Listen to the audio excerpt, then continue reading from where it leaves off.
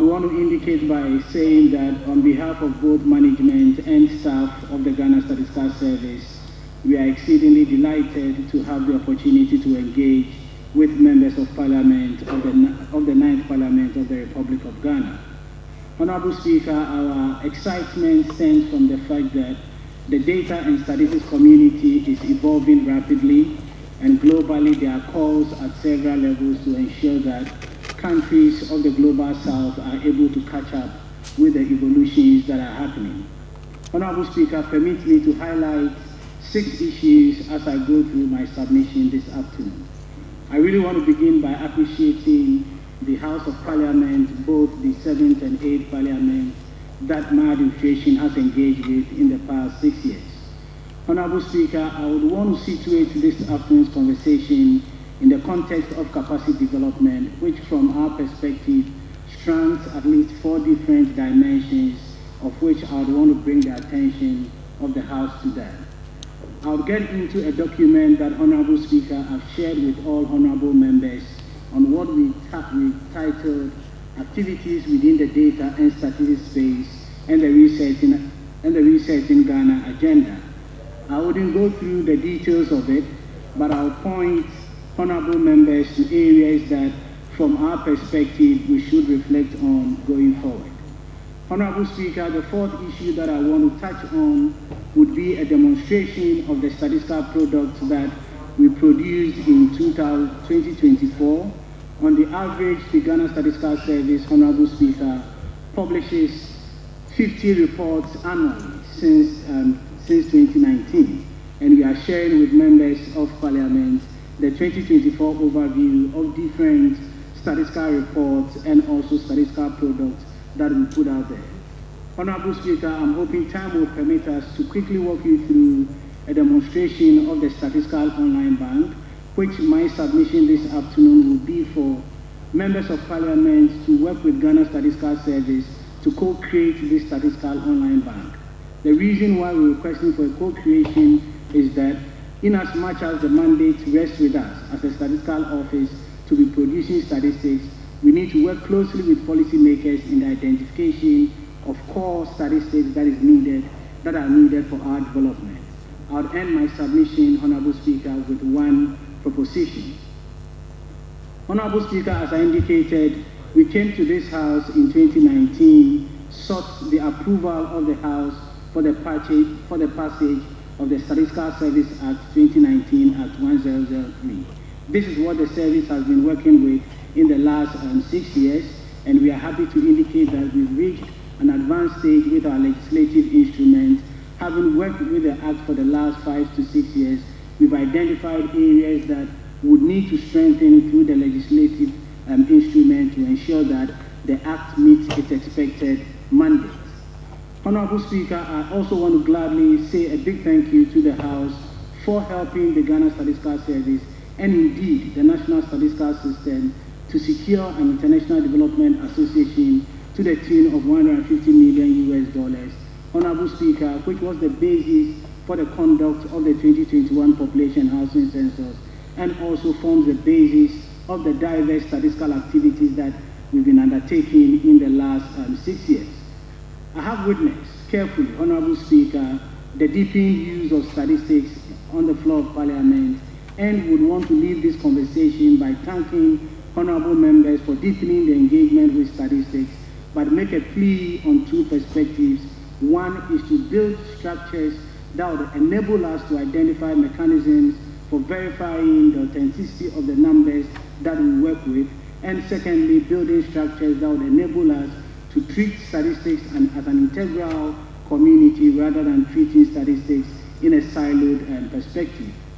Honorable Speaker, lastly, I would want to thank members who have supported us during our various dissemination processes, because that always adds to the impetus that government puts on data statistics and gets the general public to accept the statistics and use it thereafter. Honorable Speaker, I'm going to move on to situate the conversation in the context of the different dimensions of capacity development that are earlier on highlighted, which, as I indicated, can be found in different aspects of the document on activities within the data and statistics space and the Resetting Ghana agenda. So I'll make reference to various aspects of the document as I go through that. Why are we reflecting on capacity development? Honorable Speaker, 4 issues. Anytime we talk about capacity development, we always think about it from a human capacity development perspective, in as much as the Ghana Statistical Service has instituted a competency framework and ensuring that it applies to the entire national statistical system. There are other dimensions of human capacity development within the data and statistics space which would want to bring to your attention. Honorable Speaker, we currently live in a world where every digital footprint that we collectively leave will leave behind data. So in the data and statistical community, Honorable Speaker, a strong divergence is being put between what data is and what statistics is. We are hoping that as a country we can further reflect on the distinction between what data is and what statistics is, so that we can professionally use both data and statistics as official statistics in driving our development. The 3 other areas around capacity development that I wish to bring the attention of the House to, one reflects the issue of financial capacity. Honorable Speaker, we've always talked about statistics needing funding. I would want to mention that ahead of the Sustainable Development Goals in 2016, there was an Addis Ababa action plan which led to how the Sustainable Development Goals will be funded. Honorable Speaker, currently at the global level, there are ongoing discussions, and the next Financing for Development Conference will be held in Seville, Spain, and that is going to define the future of the post-SDGs agenda that we're going to, as a global community, be held accountable to.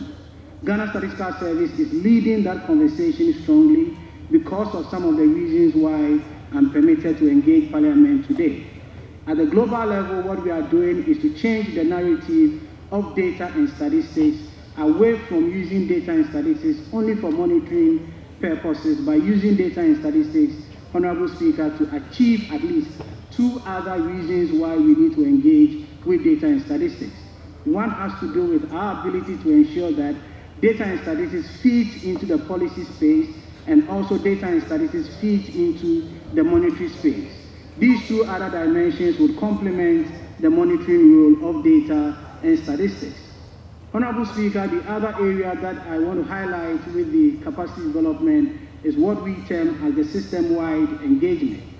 The document that Honorable Speaker I've shared with, as I indicated, on page 10 of that document, I'll be glad if honorable members can avert their reflections to that page, where we highlight 12 issues. And Honorable Speaker, the one titled Activities Within the Data and Statistics Space. Thank you, Member. Honorable Speaker, I wouldn't go through all 12 points. I'll be selective on areas that I think we should all have a collective reflection on. Page 10 of the document, which has 12 points in the box. Honorable Speaker, the first point is advocating for a situation where the House of Parliament would engage with the executive arm of government so that as a country we would consciously build a national consensus on the needed core statistics for Ghana's development. This has never happened in the history of the country, where at any point in time we sit around the table and say that these are the core statistics that we need, these are the various sources of the core statistics that we need to influence whatever policy agenda that we want to pursue. And we are hoping that through this 9th Parliament, as a country, we will continue to have that conversation. The last of the 4 areas around capacity development, Honorable Speaker, is what we term as the infrastructure capacity development. Honorable Speaker, as you are aware, digitization, or otherwise people terming it as digitalization, is happening across our various ministries, departments, and agencies. These digitalization efforts, as I indicated earlier, are leaving behind digital footprints, and at any point in time, data is being left behind. We are hoping that infrastructure that we are building for digitalization purposes will take into consideration what we call the data interoperability, which would help us seamlessly link data across different government institutions. Honorable Speaker, I've sat in different meetings across different government ministries, departments, and agencies where our systems for capturing data are not interlinked. So even when you're talking about either government finance statistics or government monetary statistics, the numbers that we get from different government institutions are not reconcilable, and therefore we're not too sure which number to use. In which case, I earlier indicated that we have been very economical with the use of data and statistics, and also economical with and also being siloed with the engagement of data and statistics. Honorable Speaker, I'm going to highlight two other points in the document that I did indicate earlier on. It came to the realization of the Ghana Statistical Service a couple of years back that the then Ministry for Communication and Digitalization had developed a document on national data strategy and subsequently a document on a national strategy for artificial intelligence. Honorable Speaker, these are the two domains that are driving development across both the developed world and developing worlds. If we are not deliberate in ensuring that a national strategy for the development of statistics is carefully linked to a national data strategy, which is also carefully linked to a national artificial intelligence strategy, will continue to remain in the space where other foreign organizations such as Google and all the social media outlets would have a lot more credible and enough data about what is happening in our country, while we continue to rely on traditional data sources such as surveys and censuses, which we do periodically to get a better understanding of our economy. We are hoping that, Honorable Speaker, we can carefully work with the House of the Ninth Parliament of the Republic of Ghana to ensure that such policies that brings together data, statistics, and policy to realize the value chain of data impacting lives will be well coordinated. Honorable Speaker, I'm going to move on to the Ghana 2024 Statistical Year Overview, which is the second document that I've shared with yourself and honorable members of the Ninth Parliament. This is the document that I'm making reference to. Honorable Speaker, if you go through this document, you clearly see that on the average, as I indicated, Ghana Statistical Service every year in the last 6 years puts out about 50 publications over the calendar year. We are concerned that these numbers are used in silos, and again, to reiterate what I said, these numbers we are economical about each use. Honorable Speaker, you will recall that during yesterday's release of the budget, mention was made of the GDP figures that Ghana Statistical Service put out on Monday ahead of the budget reading on Tuesday. We were happy about the engagement with the GDP figures, that is the gross domestic figures. But to underscore what I mean by we are economical about it is that we treat statistics at the macro level, at the aggregate level, where we're all interested in what happened in 2024 calendar year and which of the sectors drove the economy in 2024. Honorable Speaker, anytime we put out gross domestic product across the three main sectors, that is agri, industry, and services, within the agricultural sector we have 5 subsectors, within the industry sector we have 6 subsectors, and within the services sector we have 11 subsectors.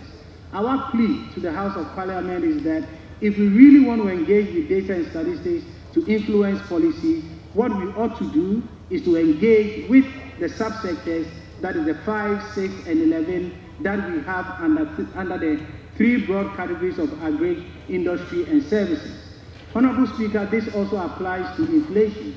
Anytime we put out inflation, like we did for February last month, we do the overall rate of inflation, which was 23.1%, put out food inflation 28.1%, and non-food inflation 18.1%.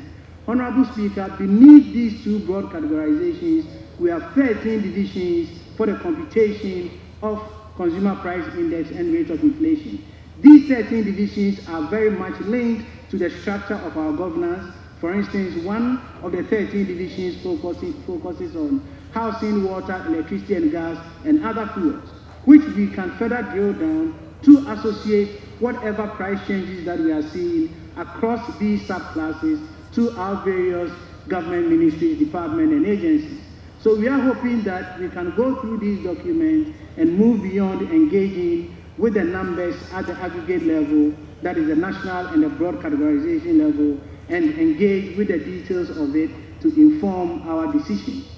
Beyond the average of 50 publications that we do, Honorable Speaker, we always put on our website the micro data set on diverse issues, and also over time we keep improving on our digital platforms to ensure that our data and statistics is more accessible.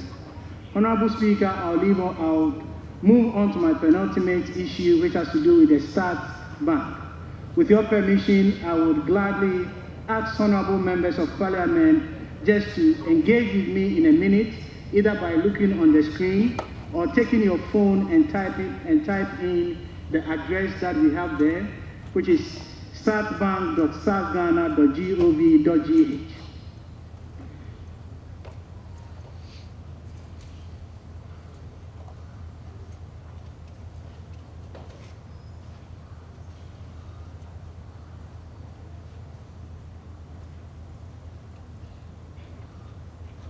Honorable Speaker, this is a platform that we developed in 2023, and it was our expectation that as a country we would have a one-stop shop, whether you belong to any of the ministries, departments, and agencies, we would have a consensus where all our data, irrespective of the issue, would be deposited on this statistical online bank. So if you get onto this statistical online bank, you don't see only the population and housing census, you see different macro data sets coming from either the Ministry of Finance, coming from the Central Bank, and also coming from the Ghana Statistical Service. In addition to collecting data from across different government institutions, we are building this platform to be able to give us historical data that would enable us to track how different policies over time has worked. So, Honorable Speaker, if you get onto the platform, there is a part of the platform that is accessible for detailed work, which I know per your mandate, time will not permit you. So we've just created a chat start window, which allows you to type in any issue that you want to investigate, and then the results is going to pop up. It gives you the opportunity to get historical data and better understand what is happening to our consumer price index and rate of inflation. Honorable Speaker, I'm aware that this might take a bit of time for members to go through. Our plea this afternoon is, going forward, we institutionalize a working relationship with the subcommittees, especially the Finance Committee that we've been engaging in the past, and also the newly created Economy and Development Subcommittee, so that we can further drill down some of these issues and enable us to use data and statistics to influence policies, evaluate policies, to complement the monitoring role for data and statistics. Thank you very much.